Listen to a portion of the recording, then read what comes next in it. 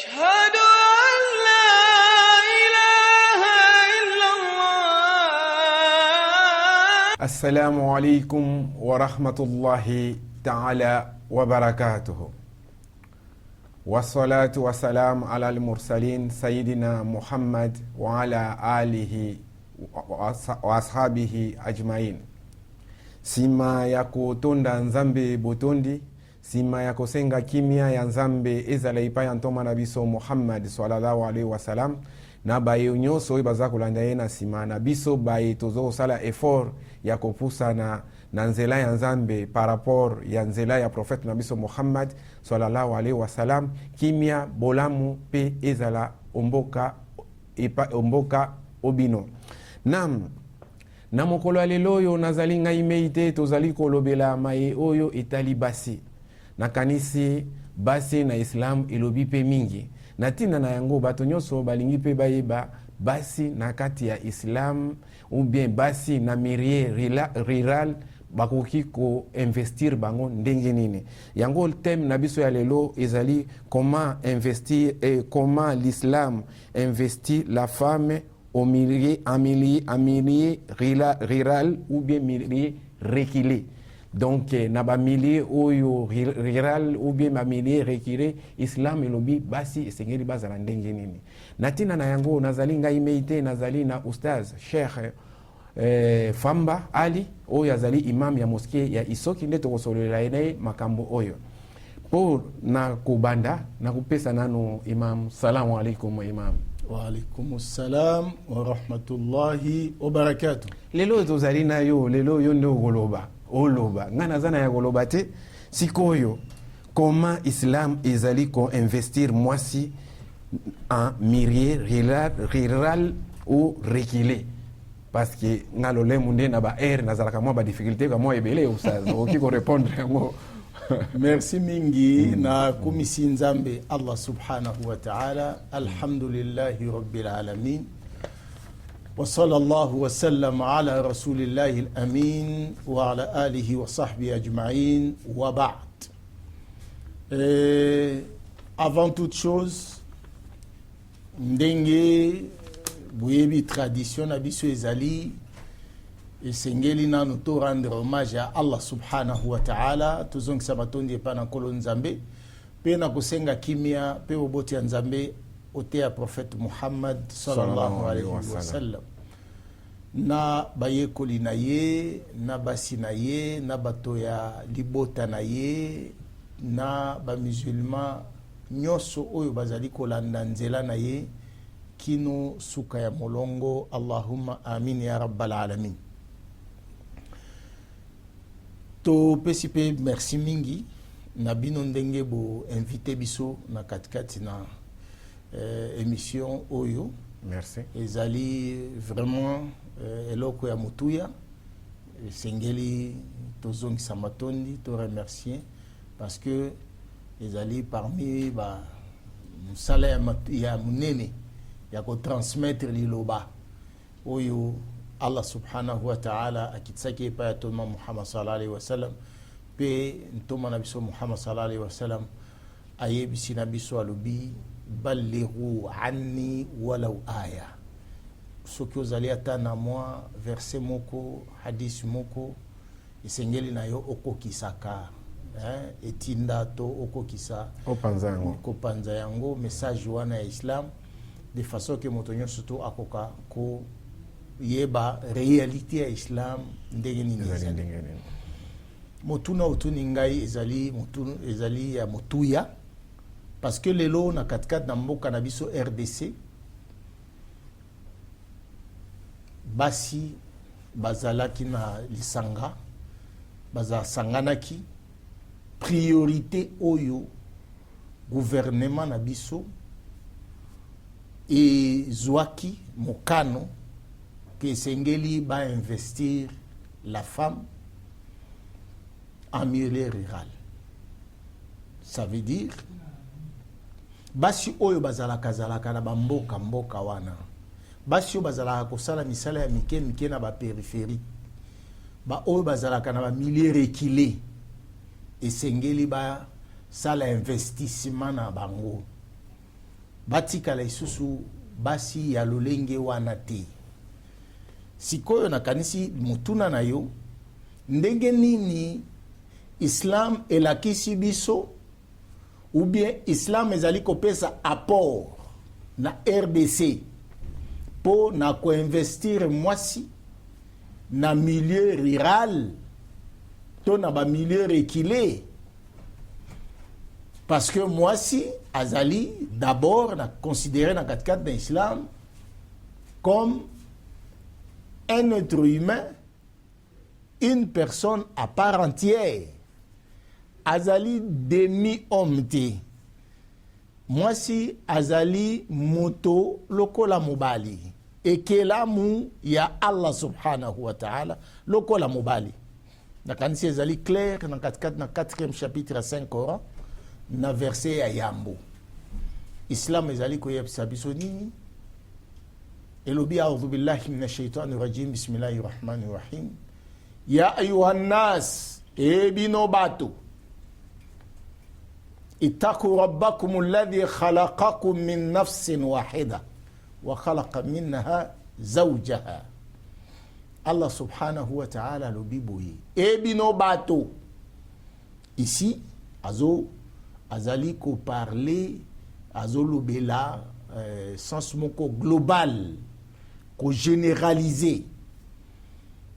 Quand on parle des gens bato ilingi koloba minuhum wa kafiruhum, bozala ba musulman bozala ba musulman te, bozala ba mindele bozala ba tumindu, bozala ba asiatique etc. Nzambe abengi bato nyonso tu wana ya molongo mobimba ayebisela bango la première des choses ittaku rabbakum, bo craindre Allah subhanahu wa ta'ala. Nzambe oyo asala bino nkolo na bino bo banga ye, bo banga nkolo na bino. Pourquoi? Na ba conception oyo bozali na ngo na 4 na mokili, na maloba oyo bozala koloba, bobanga nzambe na kobimisa ba maloba wana, na ba terme oyo bozala ko utiliser, na ba conception oyo bozala ko inculquer na katikati ya masse ou bien epai na bato, bobanga nkolo na bino alladhi khalaqakum, parce que c'est lui qui vous a créé. Nzambe wana nde akelaki bino d'abord, vous les hommes, min nafsin wahida, kouta na ekelamu moko oyo aza Adam. Et puis wa khalaqa minha zawjaha, et Dieu créa la femme. Donc moi si azali ekelamu lokola mobali, oyo nde conception ya Islam.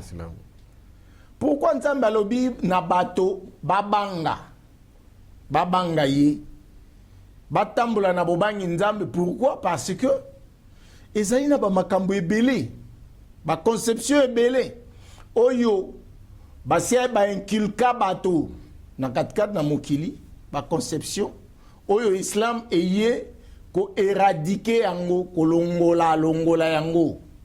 Parce que l'islam c'est la religion de la paix. Quand on parle de l'islam, bazo sous-entendre la paix kimia.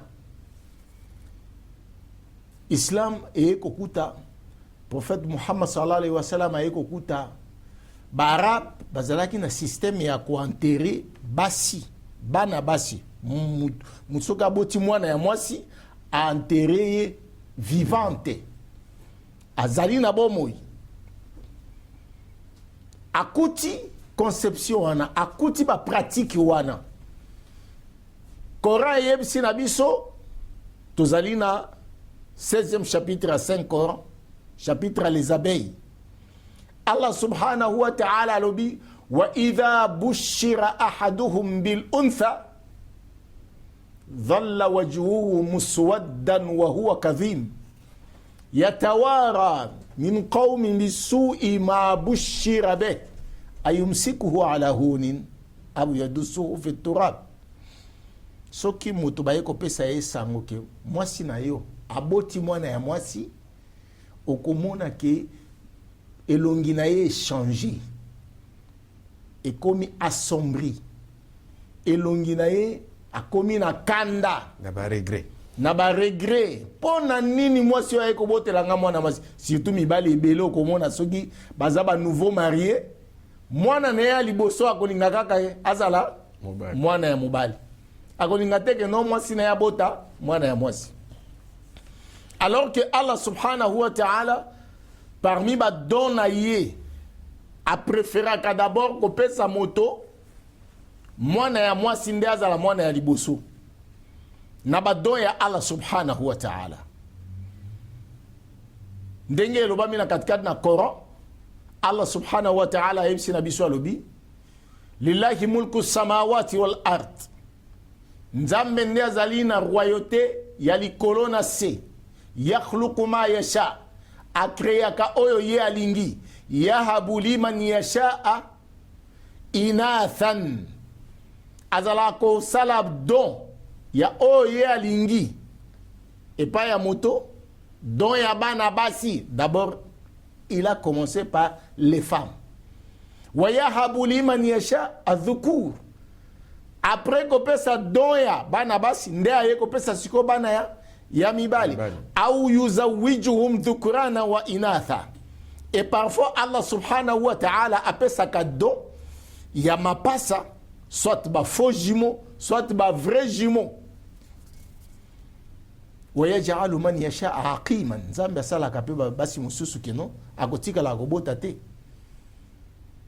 Alors wana ezali nzambe nde ayebi makamu na ye tala do ya nzambe abandi nanu kopesa epaya kopesa mwana ya mwasi. Mais sikoyo na conception ya bato ya mokili soki aboti mwana ya mwasi akomi na ba regret.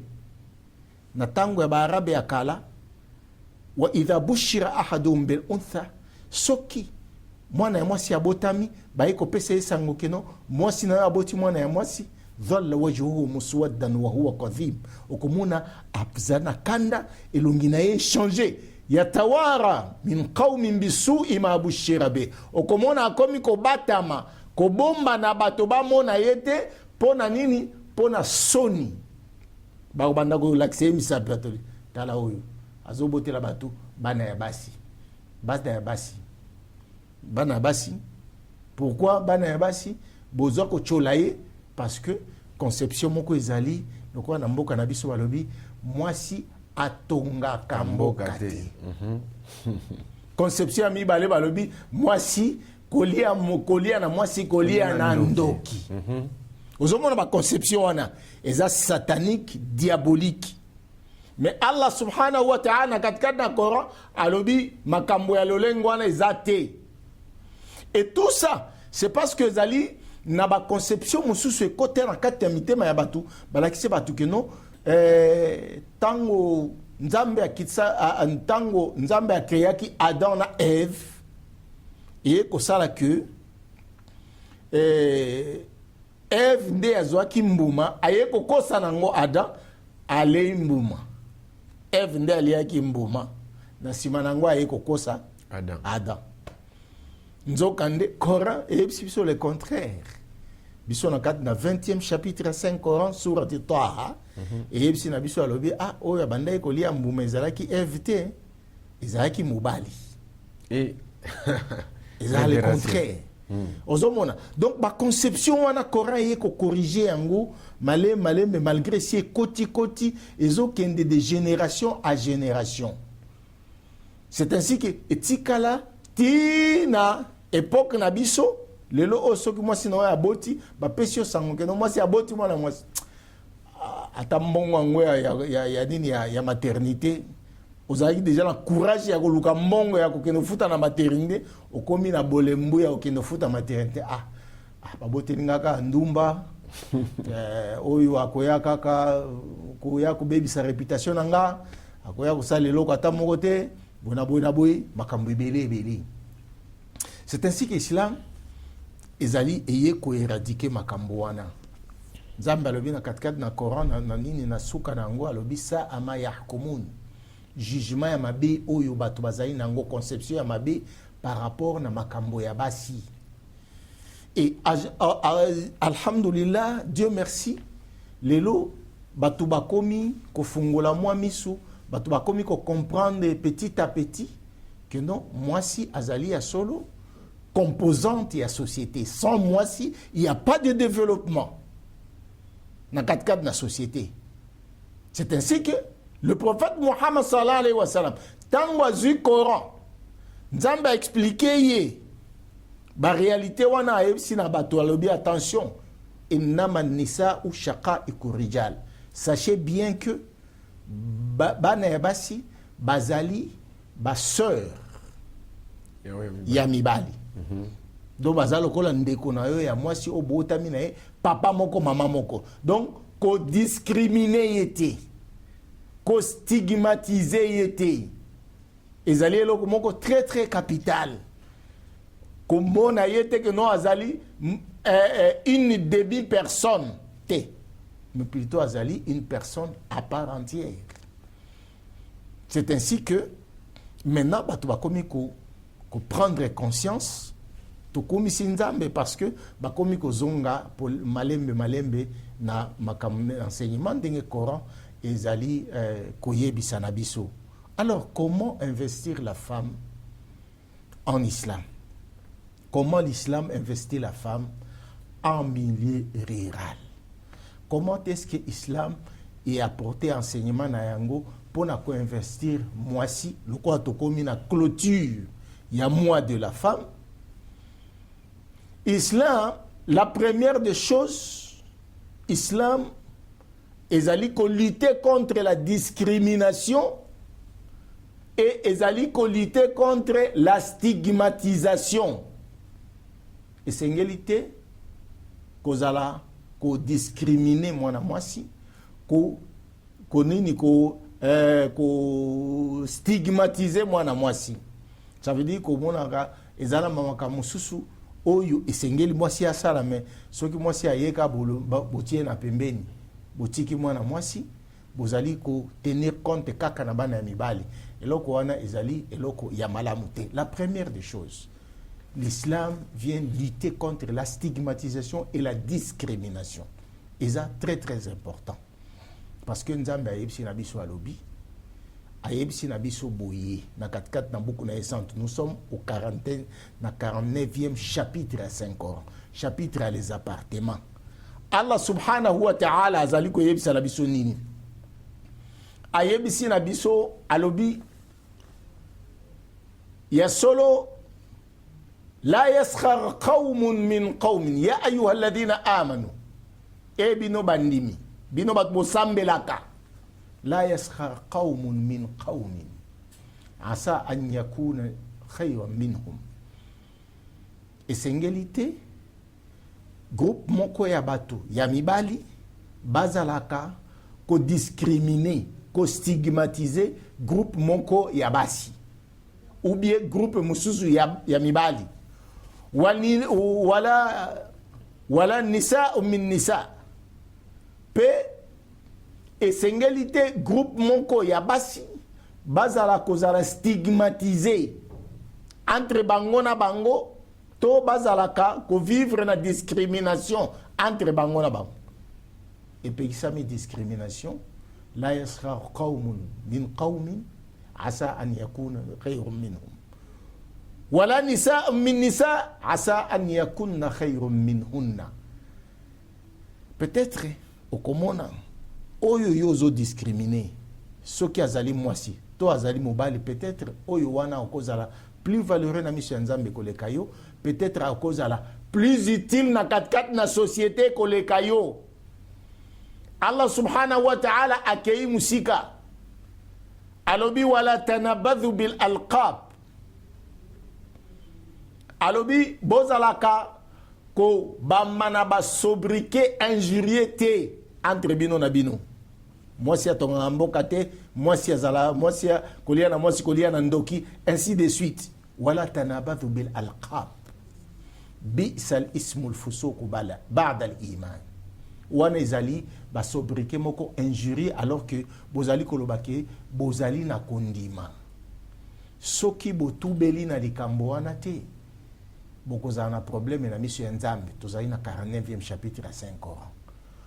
Ça, c'est la première des choses. Ce qui est solo tolingi, to investir dans la femme, nous devons lutter contre la stigmatisation et nous devons lutter aussi contre la discrimination.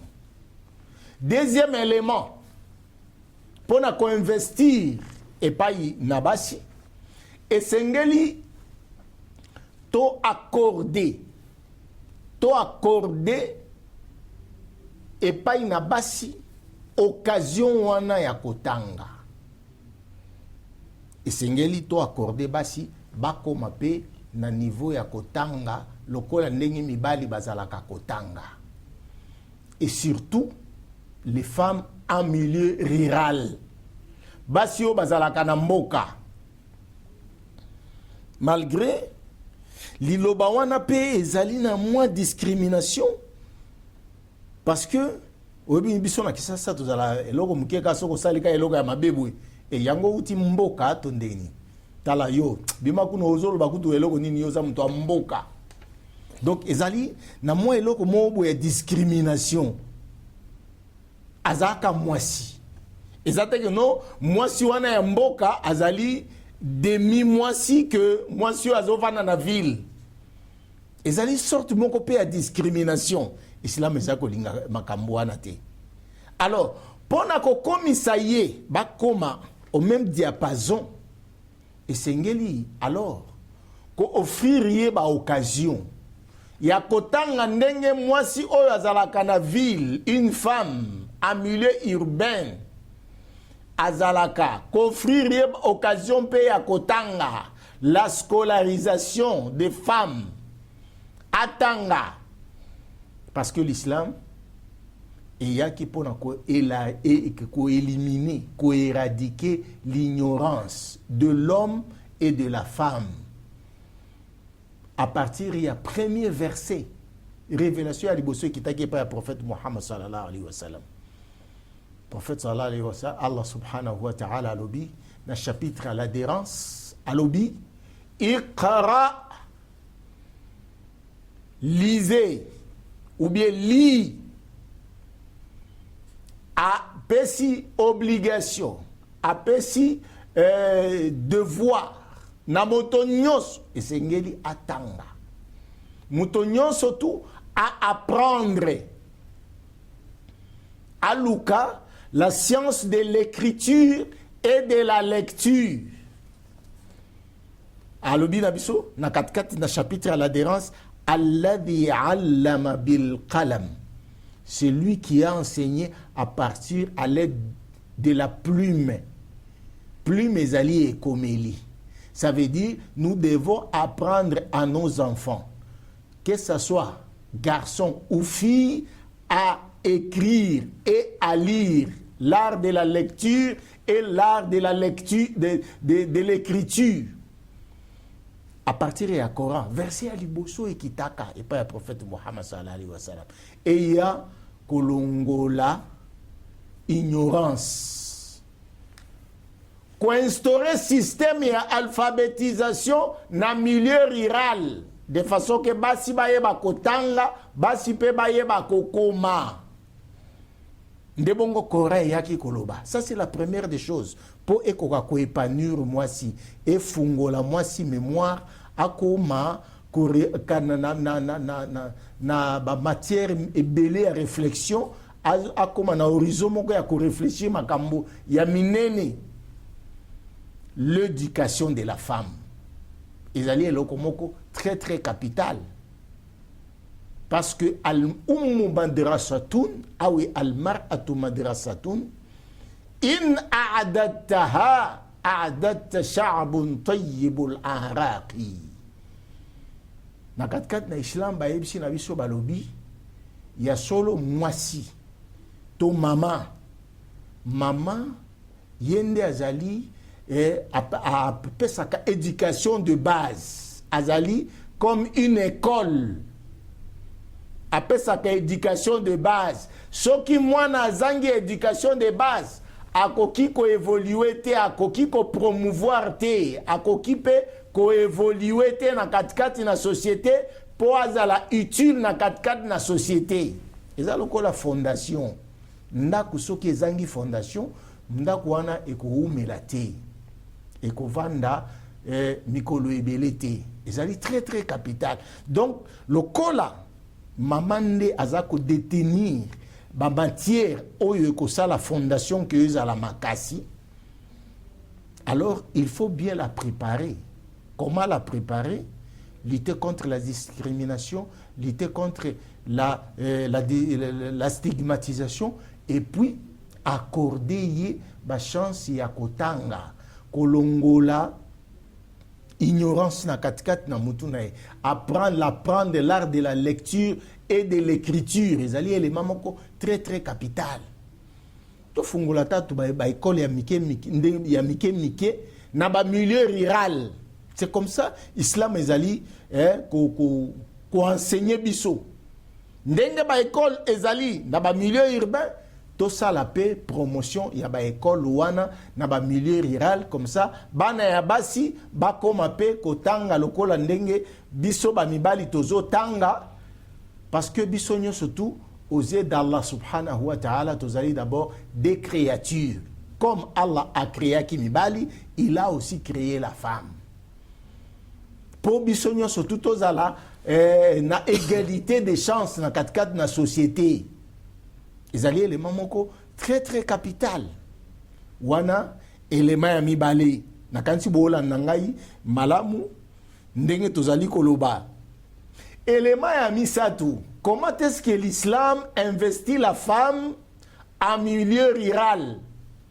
Ezali ko investir mwasi en milieu rural, ezali à partir ya ko offrir yepé ba éducation sanitaire, ko promouvoir ndenge nini ya ko protéger santé na katikati na milieu rural, ko promouvoir santé. Pourquoi?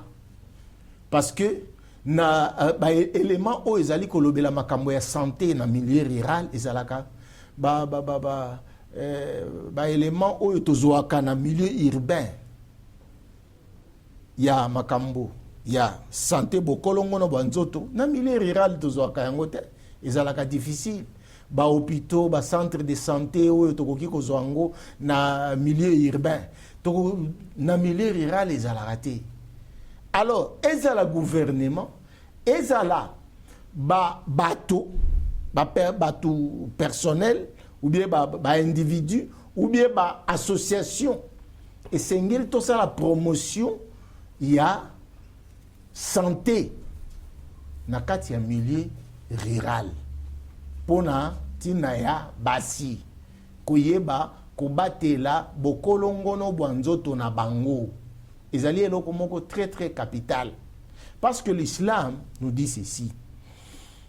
Prophète sallallahu alayhi wa sallam alobi na biso na kati na enseignement na ina tradition na yo ezali rapporté na Bukhari pe na Muslim. Ya Abdullah ibn Abbas ayibsi na biso alobi ni'matani maghbunu fihima kathirun minan nas. Il y a deux sortes de bienfaits oyo batu bazala ko apprécier yango na juste valeur te.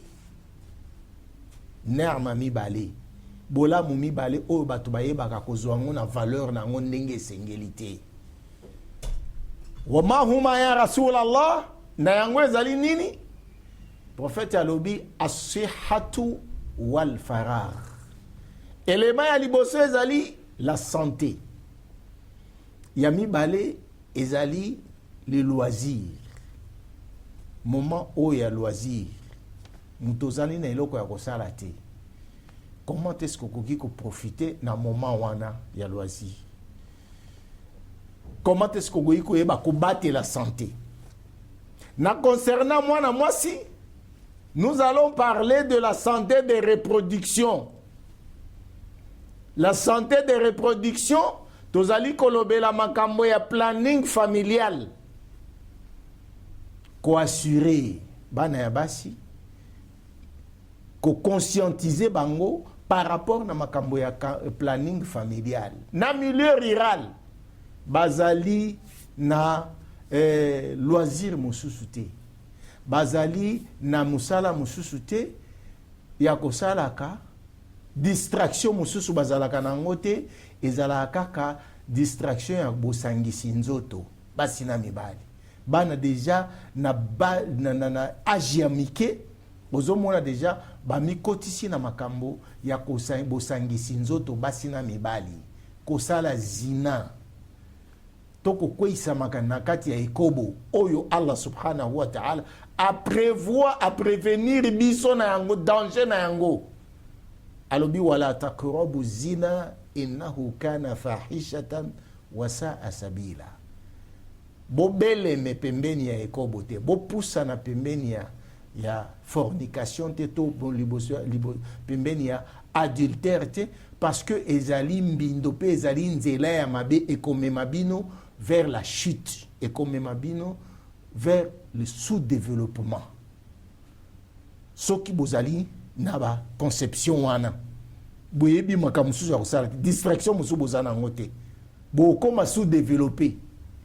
Et puis mayele na bino kosuka kaka wana, mwana deja monika mwana boy distraction musu ozana ngote, ekomi kaka koluka bana ya batu ya basi kobebisa bango, kobebisela bango vie na bango à partir ya bosangisi nzoto ya mwasi na mobali.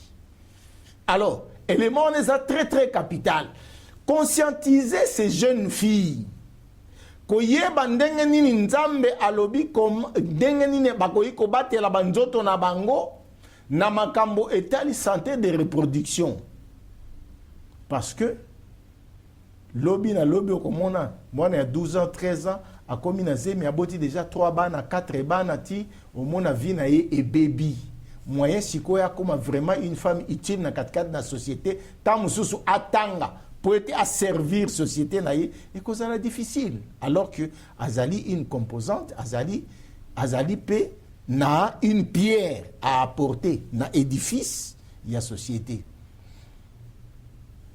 Conscientiser ye comment est-ce qu'il y a battre la nzoto na ye jusqu'à ce que mariage kokoma ndenge nzambe a prévenir biso to tinda basi na bana na biso na nzela ekobote to pekisa bango to komeka ko conscientiser bango batanga nanu classe po bazala utile na katikati na société. Nous avons besoin de femmes au bazali intellectuelles oyo pe bakoki ko servir nation na bango pe ba servir société na bango, ezali très très capital. La santé de reproduction. Okokuta une femme en milieu rural, azali lokola une pondeuse. Alors que Coran et Epsi Nabisu, na deuxième chapitre à 5 Coran, na verset 233, attention, il faut que yeba kakobota na kopema. Oboti, opemi. Oboti, opemi. Allah subhanahu wa ta'ala alobi. Na katkat na Coran, na deuxième chapitre verset 233, alobi basi oyo balingi ba alete basi na bana na bango allaitement moko complet esengeli ba melisa bana na bango mabele pendant 2 ans. Ya ba mama na bango ozwi mwana na yo omelisi otiki nanu mama amelisa pendant 2 ans bakobanga ekokwea mais ezali nzambe ayebi. Parce que allaitement na ezali ba vertu pe ezali ko kotisa epa ya mwana ezali pe ba vitamine mususu ezali ko dans les plans sanitaires. Okomona mwana oyo amelaki libele ya mama na ye ebele, okomona mwana wana azalaka na mayele posé mwana wana azalaka nzoto kolongono, ainsi de suite. Par rapport na ndenge bamindele bayi kokosa biso bibero pona kobanga mabele ekweya, bango moko lelo bazongeli na systeme ya komelisa mwana libele, parce que ba comprendre que non, sur le plan et éducation ezali déjà transmission et éducation, ezali pe sur le plan et santé ezali ko transmettre pe santé bokolongono banzoto na mwana. C'est pour ainsi que au kuta na 4 dans verset 1 dans deuxième chapitre il y a 5 Coran verset 200 33 Allah subhanahu wa ta'ala akebisi alobi mama azali esengeli te azwa ba dommage à partir ya mwasi mwana na yo azali kobota na mwana pe azwa ba dommage te, ça veut dire azala na nuisance te. Le fait il y a maman kobota ebele et koya ko nuire santé na ye et ko nuire ba makambu na ye surtout ya mokili pe ekoki ko nuire santé ya mwana oyo boyebi malamu ke mwasi abotaka okomona ntango mosusu mwasi wana matrice na ye ekomaka elembi ekomi sikoyo moyen sikoyo akomi maladi akomi aza su na force te énergie susu ya kosala mosala eza te ya koaporte akoki konuna mpe noki ainsi de suite na mwana oyo bazobotela ye baleki ebele mwana wana muke okoka no abelisanga. Nzambe alobi na kati ya Coran pour éviter tout cela esengeli koyeba kolanda nini principe wana ya santé de reproduction oyo babenga ngo planning familial, donc conscientiser basi oyo bazali na milieu rural bayebaka kobota na kopema ezali très capital. Ustaz me nalingai na tuna mamu tuna moko na Islam neti kupemisa wana basi strategie ebele na kati ya Islam oyo ya planning nani ya santé bapesa ka na Islam eza ko existe te Islam wana yoki koloba nini makambo ebele oyo Islam oyo planning familial ezali ko tinda mwasi po ayeba komi batela pona kozwa kazemi ya kolanda ya kolandisa ya ko espacer bazemi ezali la majorité nango komona ke na Islam ezali permis. C'est ainsi que komona na Islam d'ailleurs ezali na principe bon babengi yango coït interrompu, ça veut dire papa na tango alingi a éjaculé ako éjaculé na libanda olia éjaculé na kati potango mususu ko sala obungisa bato mususu te wana mais ezali réalité ezali vérité na kati na tradition prophétique pona nini pona ko éviter bazemi wana ya kolandisa. Donc on a kati na Islam il y a quelque chose qu'on appelle la naissance désirable. Vous désirez olingi obota na olingi obota te ezali na kati na Islam. Tango lingi kobota à ce moment là tango lingi te osopi na libanda wana ndenge Islam ezali ko lakisa biso na ezali pe na ba procédure ebele oyo Islam oyo planning familial ezali ko lakisa biso pona ko yeba ko pemisa na kobota ezali très capital eloko wana parce que ezali ko préserver santé ya papa. Parce que moi, sinon, ceux qui ont bota ebele, ba maladie ebele, nini kobota na ba césarienne, ezali na ba problème économique, ils ont un problème moral, ils ont un problème financier, un problème ebele koki koyela o komonaka papa mo atambola na balabala komi koloba ozo comprendre nini parce que moi sina musana ko azala kaka maladie wana euti wapi parce que aba azala akobota sans que apema. Nam ostaz na kanisi tokomo shite parce que likambano lobi parce que na lobaka koko bitabu abota moins 4 mapasa. Donc il y a abota 13. Mais siko ya koko nanga tikali kaka ye koloba problème ezate mekotelema problème yango wana mamuke. Natina na yango po to kangama kaka na place wana te epesi bango déjà maele mate akamwa ibele. Okoki ko continuer na makamususu poto kinene parce que ça moulai trop makambo mususu ya direct de façon que tout ça parce que comme totikali au moins na 10 minutes na kanisa. Merci mingi.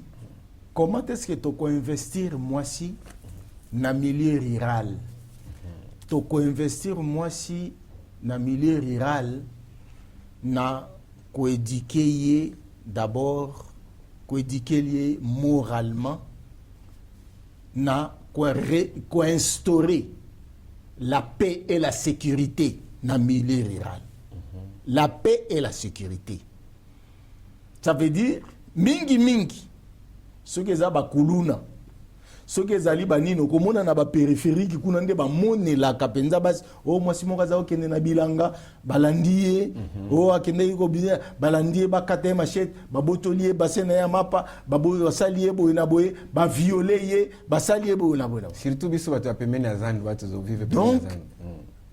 il faut kosala effort ezala biso population ezala gouvernement na biso tosala effort a plus ya oyo basi basali yango toza komona effort bazosala mais ba multiplier ba effort na milieu rural pona ko restaurer kimia pe sécurité ezala na milieu rural ezali élément moko très capital.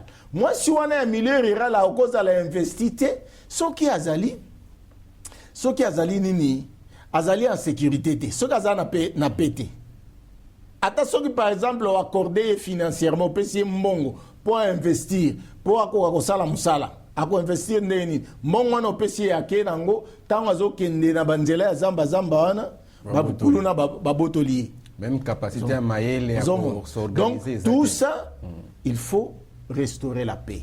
Kimia wana ekosalisa ye sécurité soki ezali bo sécuriser milieu rural ekozala élément moko très très capital pour na ko investir mwasi en milieu rural. De bongo islam yebisi na biso na sécurité wana zabo ça va esengeli ebandana no epa ya basi bango moko basi ezala na milieu urbain basi na milieu rural esengeli bino moko nanu bo assurer sécurité na kimia na bino parce que parfois comment est-ce que basi bakomaka violenté pona nini basi bakomaka na insécurité mingi c'est parce que bango moko nde bazalaka ko s'exhiber bango moko nde bazalaka ko s'exposer bango nde bazalaka ko exposer ba charme na bango et que ça là que moi na mbala zai ko tambola moni kaka boya lobi vraiment oyebi ke on a kisasa baloba mwasi parce que ye mwasi tant avant abiba azo kanela bato okomona yebisi alobi lelo pena bako yoka pozo mona ngandenge nazali awa mwasi ne nzoto edindaka samba sibango tango yo mwasi déjà oza na idée wana tango yo ozobima yo moko ozali komitia na insécurité yo moko ozali komitia na kimia te devant ba mibali devant ba danger oyo koki koyela yo na katikati na libanda eza na milieu urbain na ndenge moko na milieu rural. C'est ainsi que Allah subhanahu wa ta'ala azalaki déjà si à prévoir eloko wana tozali na 33e chapitre à 5 Coran na verset 59. Allah subhanahu wa ta'ala ayebisi na biso alobi a'udhu billahi minash shaitanir rajim bismillahir rahmanir rahim qulil mu'min ya ayyuhan nabi qul li azwajik wa banatik wa nisa'il mu'minin yudnina 'alayhinna min jalabibihinna dhalika adna an yu'rafna fala yu'dhayna wa kana Allah ghafurur rahim. Allah subhanahu wa ta'ala lobi prophète banda déjà ko prévenir basi na yo basi ya ba croyante na bana na yo ya basi prévenir na kati ya ndako na mwasi na yo bana na yo ya basi encadrement ya basi na kati ya ndako éducation de base na kati ya ndako o éduquer mwasi na yo éduquer bana na yo ya basi et puis éduquer masse le quoi ne tozali ko éduquer masse boye yudnina alayhinna min jalabibihinna bola takababilamba o ezali ample babilamba oyo ezako zipa ba charme na bino botika ba conception wana diabolique ya mwasi nde nzoto dhalika adna an yurafna fala yu'dhaina botika ba conception wana ya bilamba mabe ya bakanga dadi ya babilamba oyo ekozalaka ko séduire bato bakolan babilamba wana dhalika adna an yurafa wana nde ekozala malamu po ntango ozoleka na nzela bakoyeba ke no wana za mwana ndako bakoyeba te wana mwana ndako wana mwana aza na oyo asirespectaka azwa kaka mutu ya respect nde ayo kolinga ye mpe ozo comprendre dhalika adna an yurafa fala yuudhaina bakoki koya komenase yo te bakoki koya koviolente yo te okoki kokwela na kati ya baviole te ndenge nzambe ayebisini biso alors bandeko na biso ya basi boyeba nano se sécuriser bino moko kobimisa motolu no libanda kobimisa tolo na yo nyonso libanda mokongo libanda bakaleso etikalaka polele donc libanda banzoto na yo nyonso ozali koexpose yango okanisika ndenge wana nde okozwa libala to eza ndenge wana kwanga oyo bafungolaka likasa nango basombaka yango jamais wana ya kwanga wana etikala kaka ya échantillon kozala kwanga ya échantillon te ndeko na ngai ya mwasi kwanga oyo basombaka yango ezalaka kwanga oyo basombia oyo eza bie bakotala yango kaka bakosepela nango kaka totala nano kwanga yango eza na kati eza ndenge nini oyo eza pembe eza bien me bakotikala kosomba yango jamais ntango ya kosomba bakozwa nde oyo ezali ezipama bien zipa nzoto na yo mobimba malamu ndenge nzambe apesa yo lokumu parce que nzambe apesi yo vous êtes des honorables boza ba honorable nzambe alobi ndenge wana kati dans Coran na 17e chapitre ya Coran wala qad karamna bani adam descendance ya Adam ezali honoré bozali na noblesse mais noblesse wana nzambe apesi bino mais bino bolobi te noblesse ya nini oyo nzambe azopesa biso laqad khalaqna al-insana fi ahsani taqwim ya solo nzambe akela bino na ekela moko ya kitoko yo moko mitani na nzoto obi vraiment tala kitoko mwasi nzambe apesi ngai na kitoko wana thumma radadnahu asfala safilin na sima nango sikoyo oye komikomisa moto pamba kwanga oyo ya nini oyo bafungola déjà bafungola wana ya échantillon okomi sikoyo kwanga ya échantillon c'est sur la valeur te ezali élément moko très très capital donc élément wana d'abord yo moko o se sécuriser oluki kimia c'est de façon que bamususu bato ya libanda basalisa yo po ete offrir yo kimia wana offrir yo sécurité wana po ete ozala utile na katkat na société sans yo ndeko na ngai ya mwasi vraiment il y a pas la vie c'est ainsi que nzambe tango akreaki Adam amonaki que non il fallait encore na partenaire moko azala oyo ezali mwasi po ete baya kotonga mokili oyo biso nyonso tu tozali na katikati na yango c'est comme ça l'islam ezali na conception na yango ya ko-investir dans la femme en milieu rural.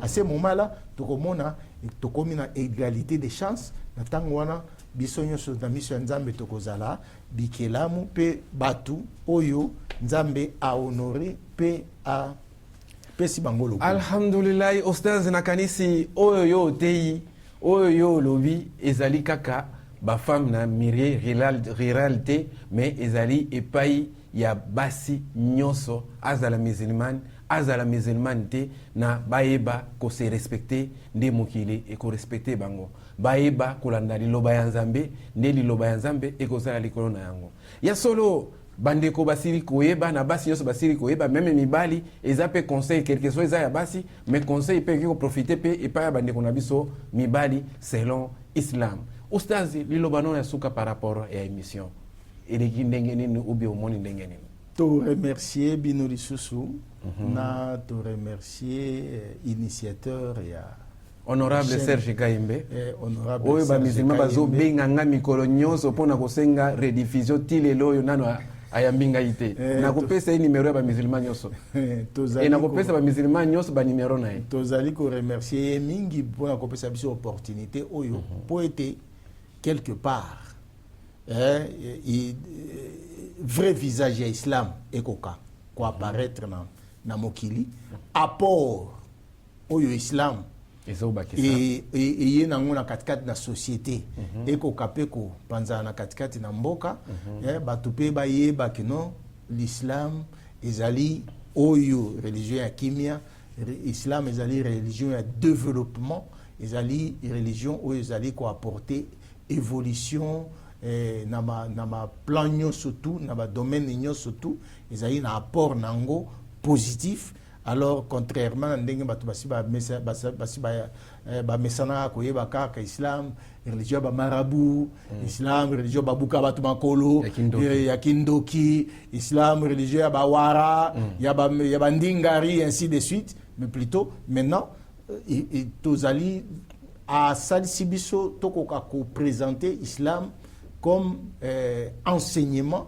oyo ekoki pe ko salisa développement na katikati na mboka na biso, ko accorder lisusu pe kimia na katikati na mboka na biso. Ostaz oyo tolobeleka ba mama pesa ba mama mbote na hivi ko la ngoloba pesa mbote poto kanga émission mara moko, parce que olobeli bango ne bazali ta mususu bango mto lobi na mona bango o profiter na bango boyebi malamu ke ngala zana nazali na basi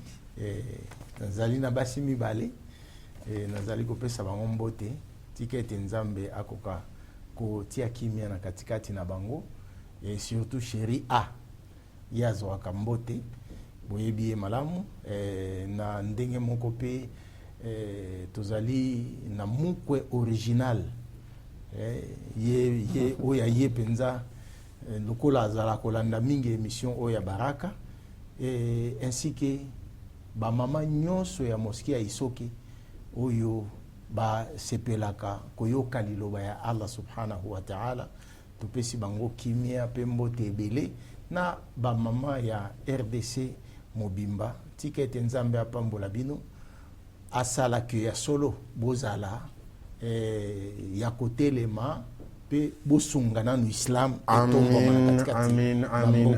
amin nakanisi bolokisili kolanda mai oyo tolobelaki yango mpona basi bakoka koyeba komibatela, bakoka koyeba se protéger pe mboka eyeba koprotege bango, basi nyonso bazwi eyano na bango tozwaki ntango te, parce que chaîne ezalaki na mwa makambo na ntango wana na yango boprofite pe bolanda ti na mokolo ya suka ya solo. Merci epai ya honorable Serge Kaimbe bazali koderange ngai mingi po na makambo ya rediffusion. Inshallah soki na moni eleki na kopesa bango numero na bango moko bakobenga yo ya solo. Baye nyonso balandi biso, assalamu alaikum wa rahmatullahi ta'ala wa barakatuh. على سيدنا محمد وعلى آل سيدنا محمد.